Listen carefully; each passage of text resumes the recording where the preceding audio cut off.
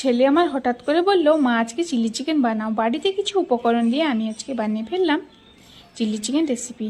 Capsicum ছাড়া এত সুন্দর লাগতে পারে আমি কোনোদিন আশা করিনি। তো সর্বপ্রথমে চিকেনের মধ্যে লেবু রস, লবণ দিয়ে দিলাম, আদা রসুন থেতো করে দিয়ে দিলাম, 2 চামচ কর্নফ্লোর, 1 চামচ ময়দা দিয়ে দিলাম, গোলমরিচ গুঁড়ো দিয়ে দিলাম, একটু সামান্য পরিমাণে জল দিয়ে এখানে মাখিয়ে নিলাম। সে কি হলুদ ছাড়া রান্না স্বাদ হয় না, তার জন্য দিয়ে দিলাম সামান্য পরিমাণে হলুদ গুঁড়ো, লঙ্কা গুঁড়ো, আর একটা ডিম ফাটিয়ে দিয়ে দিলাম। ভালোভাবে মাখিয়ে নিলাম, আধা ঘন্টার জন্য রেস্টে ছেড়ে দিলাম।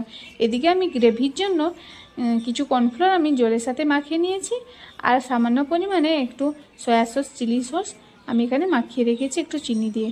তো এইদিকে আমি চিকেনগুলোকে ভেজে নিলাম। তো চিকেন ভাজা কমপ্লিট হয়ে গেলে ওই তেলের মধ্যে আমি এখানে দিয়ে দিলাম আদা কুচি, রসুন কুচি আর কাঁচা লঙ্কার কুচি দিয়ে ভালোভাবে একটু ভেজে নিলাম। তো আগের থেকে আমি 2টো পেঁয়াজ স্লাইস আকারে কেটে নিয়েছি।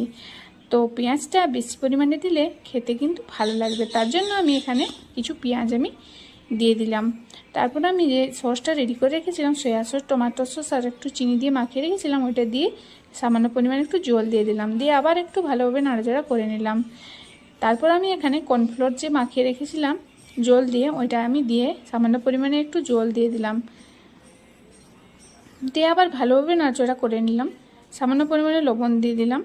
এখানে তোমরা নিজেদের মতো অ্যাডজাস্ট করে নেবে, কারণ সসের মধ্যে লবণ থাকে, তাই তোমরা নিজেদের টেস্ট অনুযায়ী দিয়ে দেবে। তো এখানে ভাজা চিকেনটাকে আমি দিয়ে ভালোভাবে নাড়াচাড়া করে কিছুক্ষণ আমি ঢাকা দিয়ে রেখে দিলাম। ঢাকা খুলে আবার একটু ধনেপাতা কুচি এখানে ছড়িয়ে নিলাম। বাস রেডি হয়ে গেল কি সুন্দর একটা দুর্দান্ত রেসিপি চিলি চিকেন। তো এটা রুটির সাথে ভাতের সাথে খেতে দারুণ লাগে, আমার ছেলে মেয়েদের খুবই পছন্দ। তোমরা এইভাবে ট্রাই করো, আশা করি ভালো লাগবে। ভালো লাগলে ভিডিওটি অবশ্যই একটি লাইক করে পাশে থাকবে।